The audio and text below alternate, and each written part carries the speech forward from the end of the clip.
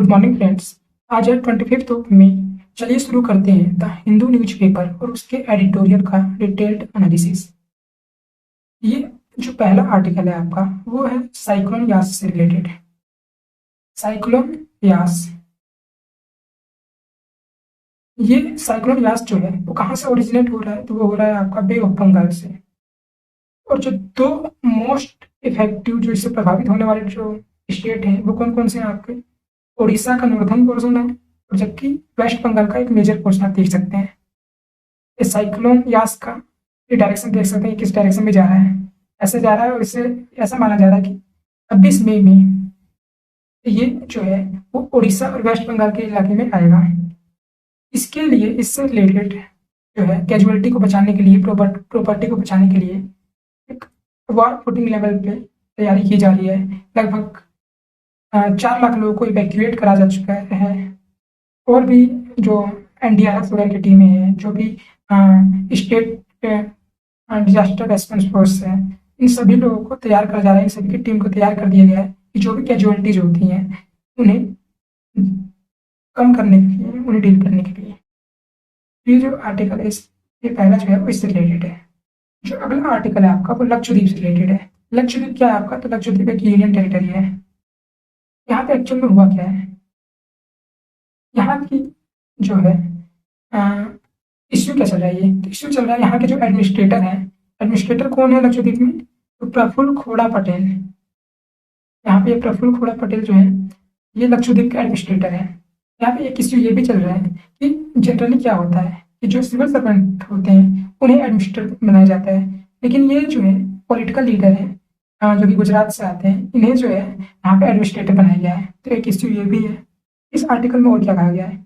इस आर्टिकल में जो इश्यू क्रिएट करा गया है वो रिलेटेड जो है वो है लक्षद्वीप डेवलपमेंट अथॉरिटी। एक नया न्यू बॉडी बनाई गई है, एलडीए, लक्षद्वीप डेवलपमेंट अथॉरिटी। ये बॉडी के पास जो है वो कुछ पावर दी गई है जिसका जो अपोज कर रहे हैं वो वहाँ के लोकल कर रहे हैं। लाइक पावर कैसी? तो अब क्या कर सकती है जो एलडीए है, लक्षद्वीप डेवलपमेंट अथॉरिटी, वो वहाँ के लोकल को उनकी जमीनों से इवैक्यूएट कर सकती है या डिसऑनर कर सकती है जमीन से। तो इस बात का जो वहाँ के लोकल है वो बहुत ज़्यादा विरोध कर रहे हैं। अब यही कहा जा रहा है कि extensive powers wasted with development body. जो आपका अगला आर्टिकल है वो भी लक्षद्वीप से रिलेटेड ही है। इन दोनों आर्टिकल में कुल मिला के यही कहा जा रहा है कि जो भी ये एडमिनिस्ट्रेटर है या फिर जो भी ये बॉडी बनाई जा रही है वो क्या कर रही है, वो वहाँ के जो लोकल पीपल हैं इनके सेंटिमेंट का ध्यान नहीं दे रही है, वो वहाँ के इन्वायरमेंट का ध्यान नहीं दे रही है। क्यों? क्योंकि वहाँ की इन्वायरमेंट जो है बहुत ही फ्रेजाइल है। उस वहाँ की इन्वायरमेंट को ध्यान में नहीं रखा जा रहा है। वहाँ की जो कल्चर है वहाँ उसको ध्यान में नहीं रखा जा रहा है। एक्चुअल में जैसे कि यहाँ पे क्या था, यहाँ पे अल्कोहल जो है वो अब तक बैन था, लेकिन ये जो नए एडमिनिस्ट्रेटर बने हैं इन्होंने इस बैन को हटा दिया अल्कोहल पे।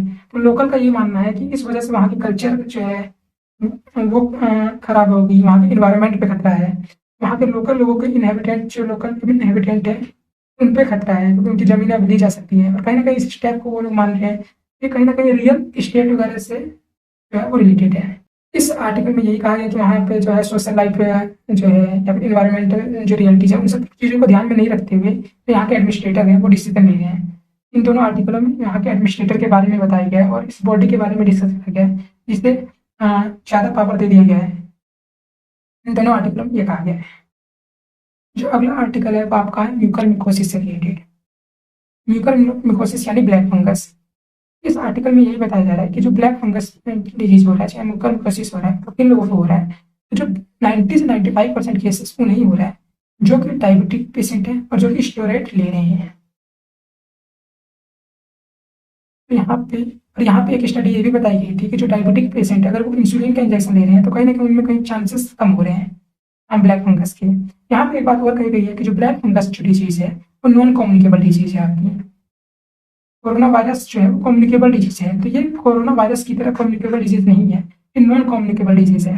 अगर इसका पहले पता लगा लिया जाए या फिर अर्लियर डिटेक्शन हो जाए तो इससे इसका क्योर जो है वो पॉसिबल है, वो भी विदाउट ऑपरेशन। इन सब आर्टिकल में यही कहा गया है। इसमें कुछ इस ब्लैक फंगस से रिलेटेड जो सिम्टम्स की बातें कही गई है कि अगर जो कोविड पेशेंट है या फिर डायबिटिक पेशेंट है, अगर वो कंसंट्रेट नहीं कर पा रहे हैं या फिर सोने में दिक्कत आ रही है या फिर डिप्रेशन फेस कर रहे हैं कहीं ना कहीं इन जो है वो ब्लैक फंगस के लक्षण हो सकते हैं। इन सब ये सब बातें कही गई हैं आर्टिकल में। आर्टिकल में ये भी बताया गया है कि जो ब्लैक फंगस जो है उससे वल्नरेबल कौन है, तो एक तो डायबिटिक पेशेंट है जो कि मोस्ट वल्नरेबल है, और ऊपर से इसके अलावा जो जिन पेशेंट को कोविड हो चुका है, जो रिकवरी कर चुके हैं, वो भी जो है इस डिजीज से प्रोन है, मतलब इस डिजीज से वल्नरेबल है। इसमें एक बात और कही गई है, ये एक मिथ है। मिथ ये है कि कहा जा रहा है कि जो भी पेशेंट जो है वो ऑक्सीजन पे डिपेंडेंट है, उन्हें ये डिजीज ज़्यादा हो रही है।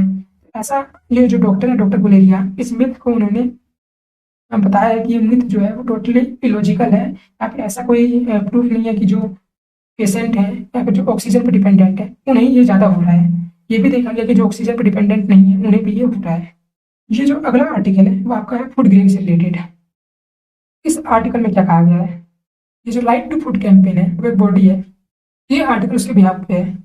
इस आर्टिकल में ये कहा गया है कि गवर्नमेंट ने जो इस साल रिकॉर्ड फूड ग्रेन्स जो है वो एक्सपोर्ट करा है, यानी फूड ग्रेन जो है वो एक रिकॉर्ड लेवल पे एक्सपोर्ट करा है बाहरी कंट्रीज को।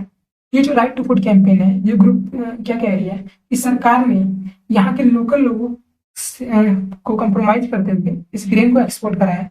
जहाँ एक तरफ इंडिया जो है वो सेकेंड वेव फेस कर रहा है कोरोना वायरस का, यहाँ पे इतने लेवल पे डेथ्स हो रही हैं, जहाँ पे सुप्रीम कोर्ट बार बार कह रही है कि आप अपने लोगों को ग्रेन्स वगैरह, फूड ग्रेन्स वगैरह सिक्योरिटी प्रोवाइड कराएं। यहाँ पे जो लोगों की है वो जॉब छूट चुकी है, यहाँ पे लोग खाने के लिए भी कहीं ना कहीं स्ट्रगल कर रहे हैं। तो इन सब सिचुएशन में जो गवर्नमेंट जो है वो उसने एक रिकॉर्ड लेवल पे फूड ग्रेन एक्सपोर्ट करा है, तो कहीं ना कहीं गवर्नमेंट का क्या शो कर रहा है कि कहीं ना कहीं गवर्नमेंट की एपैथी शो कर रही है यहाँ के लोगों से। गवर्नमेंट यहाँ के लोगों को लेके जो लोगों की प्रॉब्लम को लेके सीरियस नहीं है। और ये कौन कह रहा है, तो ये राइट टू फूड कैंपेन जो बॉडी है वो कह रही है। ये इस आर्टिकल में दिया गया है। जो अगला आर्टिकल है वो आपका है जो 18 से 44 वाले एज ग्रुप के लोग हैं, उनका जो वैक्सीनेशन हो सकता है वो ऑन साइट रजिस्ट्रेशन भी हो सकता है। ऑन साइट रजिस्ट्रेशन का मतलब क्या हुआ, अब तक क्या होता था कि अगर आप 18 से 44 की एज ग्रुप में हैं और आपको अगर वैक्सीन लगवानी है तो आपको ऑनलाइन बुकिंग के थ्रू ही लगवाई जा सकती है। आपको ऑनलाइन रजिस्ट्रेशन करना पड़ेगा और उसके बाद आपको स्लॉट मिलेगा, उसके बाद से आपको वैक्सीन लग सकता है। तो यहाँ पे अब क्या कहा गया है, जो गवर्नमेंट वैक्सीनेशन सेंटर है वहाँ पे आप जाके ऑन साइट, यानी वहाँ पे आप जाके भी रजिस्ट्रेशन करवा सकते हैं और वैक्सीन लग सकती है आपको। लेकिन ये जो फैसिलिटीज़ है वो अभी गवर्नमेंट जो वैक्सीन सेंटर है वहीं पे अलाउ करी गई है। और इसमें एक बात और कही गई है कि ये जो है वो राज्य सरकार, जो स्टेट गवर्नमेंट है, उनकी सहमति से ये इम्प्लीमेंट करा जाएगा। और गवर्नमेंट, अगर स्टेट गवर्नमेंट एग्री होती है इस बात से, तो ये स्टेप क्यों लिया गया है, तो स्टेप इसलिए लिया गया है, पहला कि जो 18+ जो लोग हैं, 18 से 44 की एज ग्रुप के लोग हैं, इनके पास इंटरनेट वगैरह का जो यूज नहीं करते हैं, उनके लिए चीज़ें आसान हो जाए। और दूसरा क्या देखा जा रहा था कि लोग वैक्सीन की रजिस्ट्रेशन करवा के, बुकिंग करा के और जा नहीं रहे थे। तो इससे क्या हो रहा था कि वैक्सीन की जो है वो वेस्टेज हो रहा था। तो उस वैक्सीन वेस्टेज को रोकने के लिए भी ये स्टेप लिया गया है। जो अगला आर्टिकल है वो आपका है नेपाल से रिलेटेड। नेपाल ने यहाँ पे यूएस गवर्नमेंट से कुछ रिक्वेस्ट करी है। नेपाल ने यहाँ पे यूएस से कहा है कि जो यूएस गवर्नमेंट है जो भी वैक्सीन वो प्रोवाइड करा रही है, जो भी सरप्लस वैक्सीन जो डेवलपिंग कंट्रीज को प्रोवाइड करा रही है, तो उससे जो है वो प्रायोरिटी बेसिस पे प्रोवाइड कराना चाहिए कि जिस कंट्री को ज़्यादा डिमांड है उसे पहले मिलना चाहिए और उसके बाद से उन कंट्रीज को देना चाहिए कि जहाँ पे इसकी डिमांड ज़्यादा नहीं है। यहाँ पे जो है ये देखा गया है कि यूएसए ने जो है वो ऑक्सीजन कंसनट्रेटर वगैरह और भी मेडिकल इक्विपमेंट्स वगैरह नेपाल में भेजे थे। इसके बाद से नेपाल ने इसके लिए यूएसए का थैंकफुल भी रहा था। उसके बाद से नेपाल की जो गवर्नमेंट है उन्होंने यही कहा है कि हम चाहते हैं कि यूएसए जो है वो अपने जो वैक्सीन प्रोवाइड करा रहा है वो प्रायोरिटी बेसिस पे कराए। तो इस आर्टिकल में ये कहा गया है। जो अगला आर्टिकल है आपका वो है एडिटोरियल का। इस आर्टिकल में क्या कहा गया है, ये एडिटोरियल से रिलेटेड है। इस आर्टिकल में जो है वो ट्विटर से रिलेटेड है।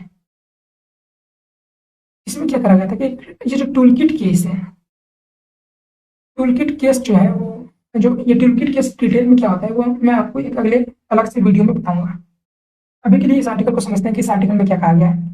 इसमें यह कहा गया कि ये जो टूल किट केस से रिलेटेड कुछ बीजेपी के मिनिस्टर्स थे, उनका जो इस पे बयान आया था टूल किट से रिलेटेड, उसमें जो है वो ट्विटर ने मैनिपुलेटेड कैटेगरी में रख दिया है, मैनिपुलेटेड मीडिया कैटेगरी में रख दिया है। इससे क्या होगा कि गवर्नमेंट ने ट्विटर के से कहा है कि जो भी ये मैनिपुलेटेड कैटेगरी में रखा गया है, मैनिपुलेटेड मीडिया कैटेगरी में रखा गया है, उसी स्टेटस को हटाया जाए। यहाँ पे आर्टिकल में क्या कहा जा रहा है, गवर्नमेंट जो है यहाँ पे वो कहीं ना कहीं ये जो हटाने के लिए कह रही है, जो इंटरफेरेंस कर रही है ये प्राइवेट सोशल नेटवर्किंग साइट पे, तो कहीं ना कहीं एज पर लॉ नहीं है। इसके लिए कहीं लॉ नहीं बनाया गया अलग से। गवर्नमेंट का ये जो स्टेप है वो कहीं ना कहीं आर्बिट्रेरी है। गवर्नमेंट को आर्बिट्रेरी स्टेप ना लेके पहले उसके लिए कोई ना कोई लॉ बनाना चाहिए कि ट्विटर क्या क्या कर सकता है, क्या क्या नहीं कर सकता इंडिया में। अगर इंडिया में उसे ट्विटर को चलाना है तो वो इंडियन लॉ को कैसे फॉलो कर सकता है। तो यहाँ पे आर्टिकल में यही कहा जा रहा है कि पहले गवर्नमेंट को एक लॉ बनाना चाहिए था, ना कि आर्बिट्रेरी इंटरफेरेंस करना चाहिए। अगला जो आर्टिकल है आपका वो है पुडुचेरी से रिलेटेड। हमने क्या देखा, पुडुचेरी में अभी फिलहाल में इलेक्शन हुए थे। यहाँ पे जो सीएम थे ये रंगासामी, यहाँ पे जो रंगासामी है, ये रंगासामी जो है, रंगासामी यहाँ के सीएम है। तो इस आर्टिकल में क्या कहा गया है, इस आर्टिकल में ये कहा गया है जो पुडुचेरी में कहीं ना कहीं गवर्नमेंट बनाने के लिए अभी भी टेस्ट चल रहा है। इसमें जो रंगासामी है वो कहीं ना कहीं उन्हें फुल मेजोरिटी नहीं है गवर्नमेंट बनाने के लिए। वो जो है वो बीजेपी के सपोर्ट से गवर्नमेंट बना रहे हैं। लेकिन यहाँ पे जो बीजेपी गवर्नमेंट है वो क्या चाहती है, वो कहीं ना कहीं गवर्नमेंट में अपना जो है स्टेक चाहती है। कहीं ना कहीं चाहती है कि जो उसके जो मेंबर्स हैं वो भी कहीं ना कहीं पुडुचेरी की गवर्नमेंट में रहें। तो जो गवर्नमेंट है वो एक डेप्यूटी सीएम का कंसेप्ट भी डिस्कस कर रही है। जो एन रंगासामी वो सीएम रहेंगे, जबकि डेप्यूटी सीएम है वो बीजेपी के रहेंगे। तो इस आर्टिकल में क्या कहा गया है, और इसी वजह से यहाँ पे 2 मई को इलेक्शन का रिजल्ट आने के बाद भी, 7 मई को रंगासामी सीएम बनने के बाद भी यहाँ पे भी कोई भी फाइनेंस मिनिस्टर नहीं बनाया गया है।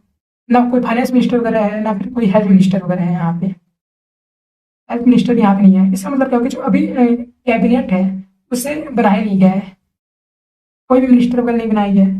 तो यहाँ पे क्या कहा जा रहा है, ये मिनिस्टर क्यों नहीं बनाया जा रहा है, तो कहीं ना कहीं ये जो है वो बीजेपी और पुडुचेरी की जो लोकल रंगासामी है उनके बीच कहीं ना कहीं टसन चल रहा है। इस वजह से कैबिनेट नहीं बन पा रही है यहाँ पे। जबकि यहाँ पे पुडुचेरी में हम कोविड के केसेस जो देख रहे हैं कंटिन्यूसली इंक्रीज करते जा रहे हैं, कंटिन्यूसली बढ़ते जा रहे हैं। तो इस समय टाइम की डिमांड क्या है, अपने जो भी आपसी मतभेद को भूल के जो पुडुचेरी के लोगों के लिए इंटरेस्ट में है उसको ध्यान रखा जाए, उसको फॉलो करा जाए।